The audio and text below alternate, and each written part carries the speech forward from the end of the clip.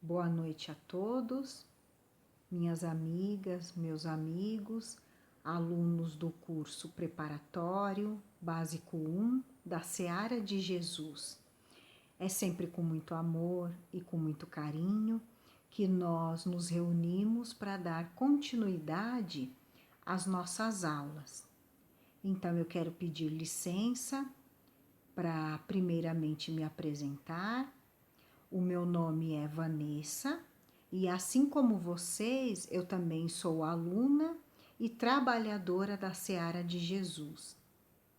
E hoje recebi esse convite para estudar com vocês a aula de número 12. Então, vamos para a nossa aula? Então, hoje é a aula de número 12. As aulas sempre são divididas em duas partes. E hoje, a parte A, nós vamos conversar sobre os milagres segundo o Espiritismo. E na parte B, vamos falar da fé que transporta montanhas. E para que possamos refletir, como estamos também numa plataforma digital, é uma aula online, videoaula, então nós pensamos em dar uma dinâmica à aula. Então fizemos aqui, colocamos 4 perguntas para que vocês possam dar pausa no vídeo e responderem no caderno de vocês, responder em voz alta, responder mentalmente o que vocês acham antes da aula, antes de conversarmos, antes de entender o que nós conseguimos interpretar sobre o que seria o milagre. E a pergunta número 2, o Espiritismo faz milagres? A terceira, Jesus faz milagres? E a quarta e última pergunta, Deus faz milagres? Então, cada um de vocês que estão assistindo a aula, respondam, por favor, essas dúvidas, essas perguntas, para que ao final dessa aula nós possamos fazer uma avaliação do que nós entendíamos antes da aula e o que entendemos ao final da aula, tá bom? Então, agora, através do estudo, do preparo dessa aula, fomos então pesquisar o que significa então a palavra milagre. Fomos até o dicionário e, pela etimologia da palavra, milagre vem de miraculo, que é admirar, prodígio, maravilhoso, coisa extraordinária. Também pesquisamos sobre o pensamento das massas, ou seja, o que as pessoas geralmente falam quando perguntamos a elas o que é o milagre. Então, esse pensamento geral diz que milagre é um fato sobrenatural, sem explicação. E, em sentido teológico, o sentido religioso de algumas doutrinas, eles acreditam que o milagre é um ato do poder divino contrário às leis conhecidas da natureza. Implica na crença em um fato sobrenatural, maravilhoso, impossível de ser explicado pela ciência dos homens. Algo que foge à explicação das leis comuns. Então, olha que interessante. Então, eles acreditam que o milagre é algo que vem do poder divino, que é Deus. Porém, é contrário às leis da natureza, que são as leis de Deus. Então, como algo pode acontecer através do poder de Deus e é contra as suas próprias leis? Então, é para a gente começar a ir refletindo nesse tema da aula. E também trazemos aqui algumas características dos milagres. Então, para ser dito como um milagre, precisa dessas duas características. A primeira é que é inexplicável, ou seja, é algo de origem sobrenatural, fora das leis naturais. A segunda característica é que é algo insólito, isolado e excepcional. Insólito significa que é algo que não é habitual, que é infrequente, que é raro, incomum, anormal. Então, até aqui, nós conseguimos entender, de acordo com o dicionário, com o comentário popular, também com a opinião de algumas doutrinas e as características dos milagres. Agora também vamos para a próxima pergunta. Os milagres sempre existiram? E aí o que nós fizemos?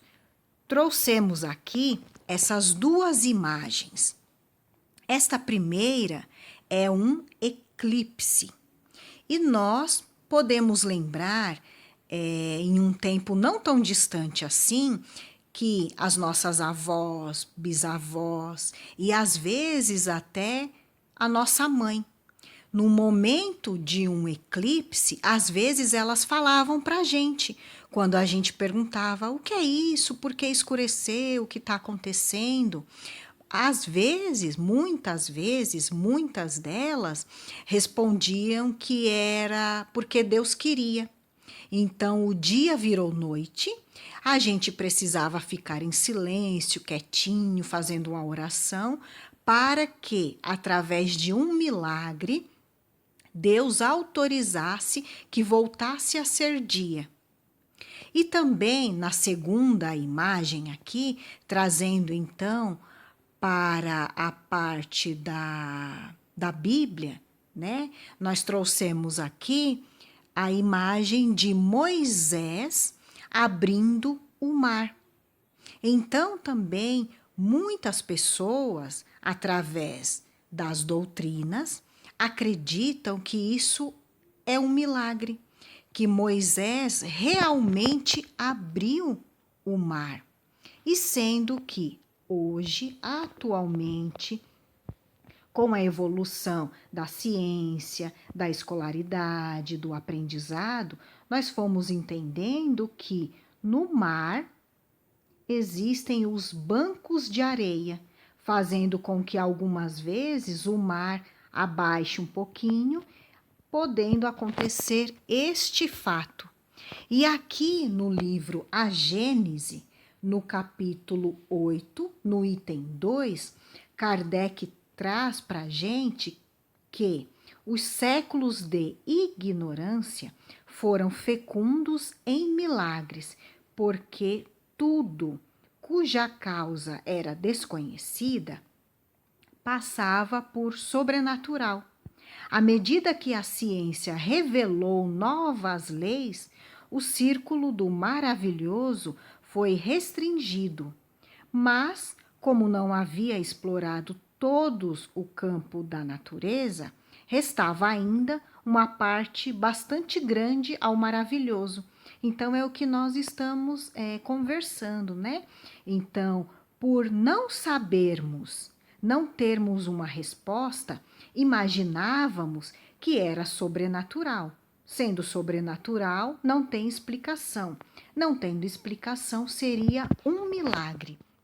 E isso nós falamos nesse passado não tão distante e até mesmo hoje em dia. Quantos de nós, por não ter acesso a uma boa pesquisa, acreditam em coisas que não têm respostas, então eles pensam que é realmente um milagre. E continuando, agora no livro dos médiuns, no capítulo 2, itens de 9 a 10, Kardec traz algumas perguntas, dando, lógico, a resposta para que esse nosso raciocínio lógico seja melhor alimentado. Então ele questiona: mas o que entendeis por maravilhoso? o que é sobrenatural.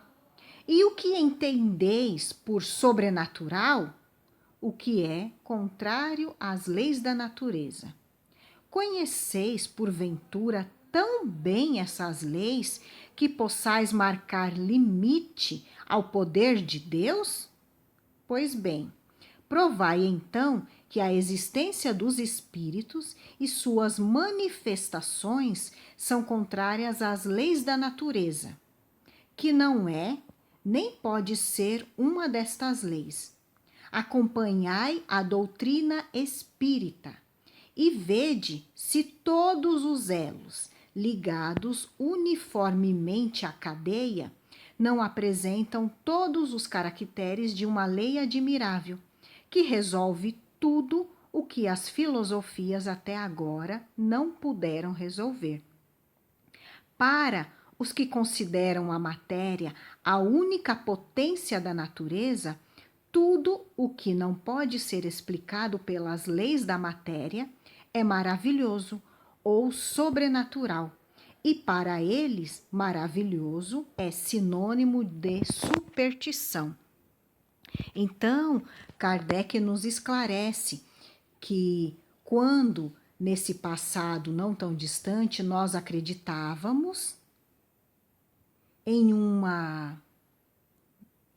dogma que as doutrinas impunham para a gente. Então, não podíamos questionar, usávamos então apenas esse medo, o maravilhoso.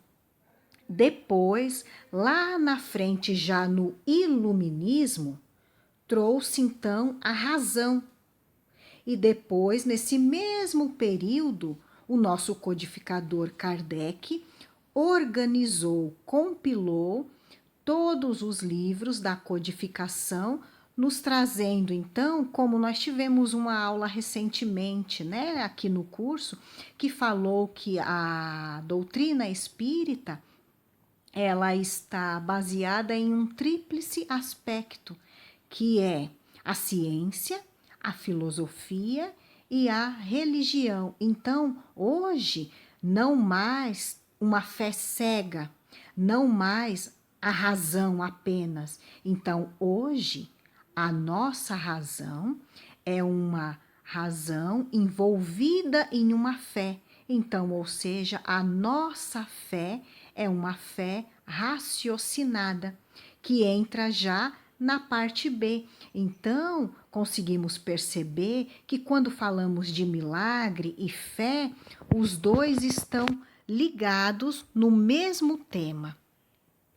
E como nós falamos que através da fé, do pensamento, trouxemos então aqui essa frase: na natureza nada se cria, nada se perde, tudo se transforma, fazendo com que o nosso raciocínio para essa aula nos leve a entender que então o milagre, aquilo que é sobrenatural, não existe. O que existe é uma transformação. Então, através da manipulação fluídica, tudo é transformado. E nessa transformação, nós conseguimos então melhorar o físico, o espiritual e o mental. E aqui nesse outro slide, pegando um trechinho do livro A Gênese, lá no capítulo 14, item 14 também, Kardec traz para a gente que, na sua origem, esses fluidos que nós começamos a falar são fluidos neutros e adquirem as suas qualidades no meio onde são elaborados. Então, então vamos imaginar assim, então estamos mergulhados em fluidos. O que eu estou pensando? Qual é o meu pensamento? No que eu acredito? Através desse pensamento, eu vou fazer com que esses fluidos neutros se transformem, causando em mim, no corpo físico, ou espiritualmente falando, as doenças físicas, as doenças da alma. E então é aí que nós trazemos agora esse pensamento. Então vamos pensar juntos. Então, entendemos que até aqui o Espiritismo não faz milagre. O que acontece é que a doutrina espírita traz para a gente explicações claras e objetivas sobre vários assuntos, entre eles esses que são os ditos milagres. E eles são explicados então pelo estudo dos fluidos, pelo perispírito, pelo pensamento, pela vontade. Então, nós, através da nossa fé, da nossa vontade, do nosso pensamento, manipulamos os fluidos existentes em nós e envolvemos quem estiver pertinho da gente. E aí, até aqui embaixo, nós colocamos em negrito, tem essa frase dizendo que realmente o Espiritismo não faz milagres. O que ele faz, ele revela novas leis. E quais são essas leis? As leis de Deus. E elas existem só agora? Não, sempre existiram. Porque nós sabemos que Deus é a inteligência suprema e ele é soberanamente justo e bom. Então, as suas leis estão acompanhando todo o desenvolvimento do planeta. Sempre existiram. Nós é que naquela encarnação passada não tínhamos esse conhecimento, não nos foi revelado essas leis. E agora, à luz da doutrina espírita, conseguimos enxergar tudo isso. Enxergamos, então, que tudo evolui. Tudo evoluindo, nós evoluímos o nosso conhecimento, a procura, a busca por entendimento, por estudo. E a partir daí, então, é quando nós quebramos aqueles paradigmas, aquele pensamento antigo e conseguimos entender que tudo o que acontece tem uma causa, um objetivo, nada é por acaso. E chegamos agora nessa outra pergunta que fizemos lá no começo, para vocês responderem também no final. E Deus? Deus faz milagres? Então vamos pensar assim. Se Deus faz milagres, como falamos, as suas leis são de amor, de justiça, de caridade. Então, uma lei de Deus, ela é útil para todos.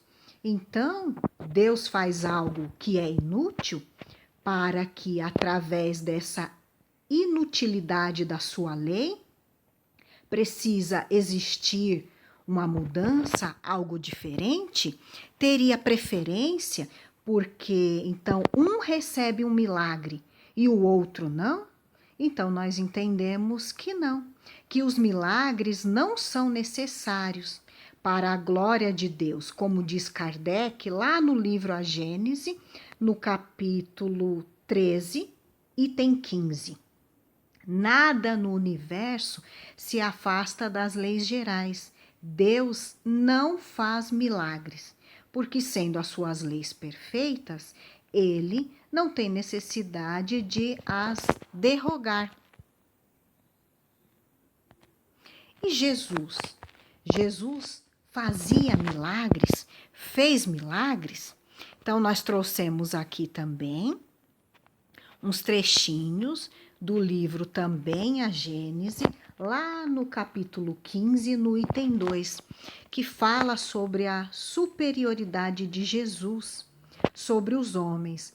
Então, ficamos pensando ao estudarmos para essa aula. Então, nós gostamos de lembrar da humildade, da inteligência, da simplicidade, do envolvimento fluídico que o Papa Francisco nos traz, que Chico Xavier nos trazia, uma irmã Dulce e tantos outros. Agora vamos imaginar Jesus. Vamos imaginar então Jesus, o fluido que ele nos envolvia, o magnetismo curador que ele nos envolvia. Sendo assim, através desse magnetismo do Mestre, a nossa vontade, lá naquela época, naquela encarnação passada, de nos aproximarmos dele e termos aquela fé que iríamos receber a cura. Então, falando sobre todo esse magnetismo, também trazemos aqui essa imagem dessa passagem de João, que está lá no capítulo 10, no item 34, e também no capítulo 14, no versículo 12, que está escrito assim: Sois deuses?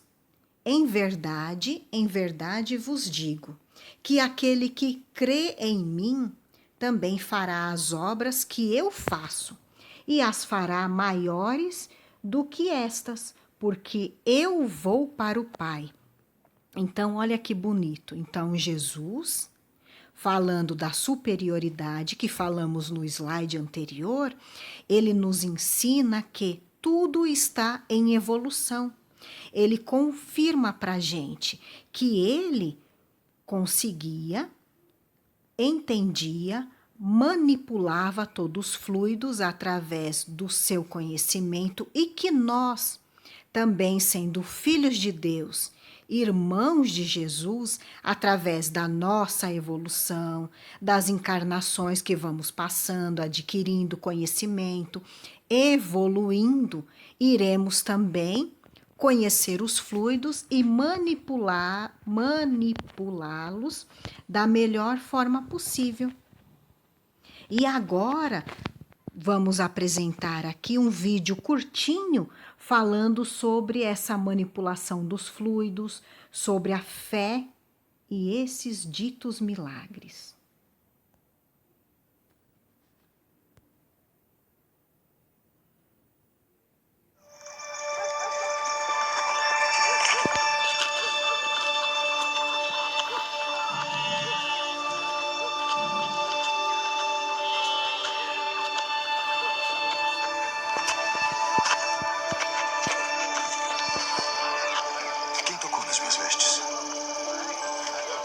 Vês que a multidão te aperta e dizes: quem me tocou?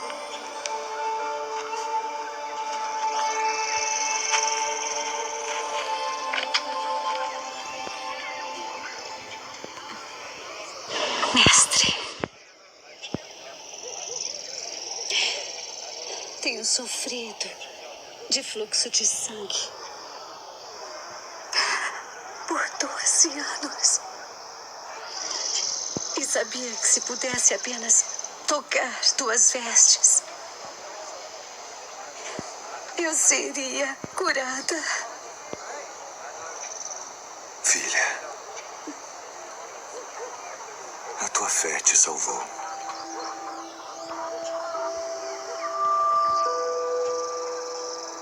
Vá em paz e ser curada deste teu mal.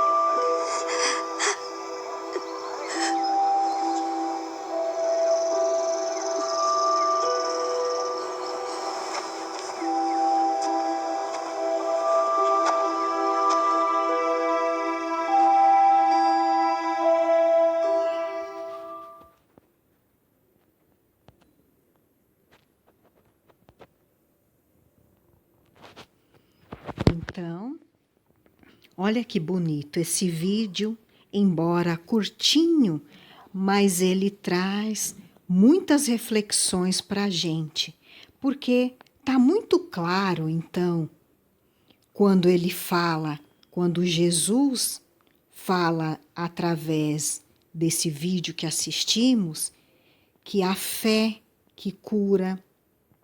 Ela conta que sofria, né, desse sangramento, dessa hemorragia por 12 anos. Então vamos imaginar a aflição em que ela se encontrava, todo o preconceito que ela viveu, como estava aflito aquele coração. Mas ela tinha uma fé muito grande e era uma fé operante, porque ela não ficou parada esperando.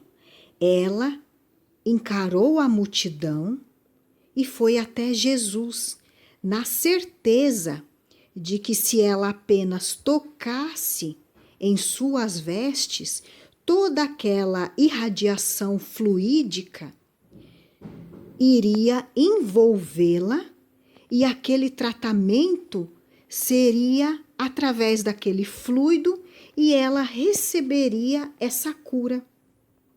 E então nós até colocamos aqui uma pergunta que está escrito em vermelho. E por que aquela mulher? Por que ela? Porque nós sabemos que em todos os lugares há muitos doentes, doentes de todas as naturezas. Então podia ter doentes físico, doentes espiritual, mas observem em toda a passagem do Evangelho que Jesus despertou a cura. Todos foram até ele, buscaram, já estavam preparados com aquela fé, já manipularam primeiramente neles aquele fluido balsâmico, vamos dizer assim. Já tinham a certeza, acreditavam que aquela molécula doente iria ser transformada em uma molécula saudável. E foi o que ela fez. É o que o vídeo nos traz. É o que o Evangelho nos traz. E quando nós falamos que ela sofreu por esse período dessa hemorragia por 12 anos, então para vocês pesquisarem um pouquinho mais, entender melhor quem era também essa mulher. Nós, para prepararmos essa aula, pesquisamos no Evangelho apócrifo de Pilatos. Lá está escrito que ela tinha um nome. O nome dela até era Betânia ou Verônica, dependendo do jeito da escrita. E que ela passou por tudo isso. E ela teve toda essa mudança, como está escrito aqui nesse slide. Então, esse fluido curador atingiu sim a matéria orgânica, o corpo, promoveu essa cura, mas também a envolveu internamente pela sua vontade, transformou todo aquele pensamento. E tudo isso, aqui também está escrito que Jesus falava, a tua fé te curou. Então, nós sabemos do magnetismo de Jesus, do fluido de Jesus, mas nós também temos o nosso. Nós nascemos com o fluido vital. Porém, algumas vezes, como já conversamos aqui hoje, algumas vezes vamos ficando tristinhos, doentes de alguma forma, num pensamento negativo. Então, parece que o nosso fluido fica fraquinho.